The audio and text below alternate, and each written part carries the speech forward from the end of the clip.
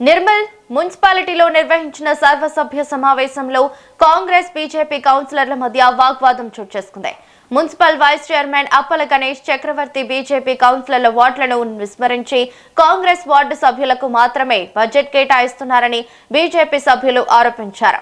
ఈ అంశంపై చర్చ సందర్భంగా ఇరు పార్టీల కౌన్సిలర్ల మధ్య మాటల యుద్ధం జరిగిందని తెలిపారు.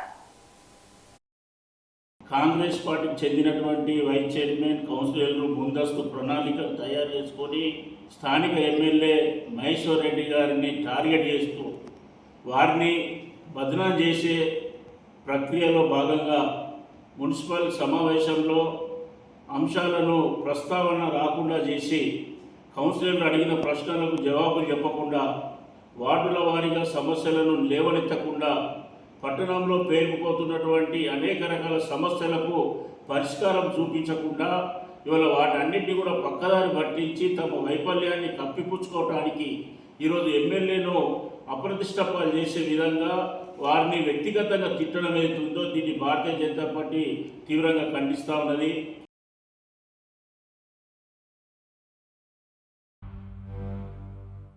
కాంగ్రెస్ పార్టీకి చెందినటువంటి వైస్ చైర్మన్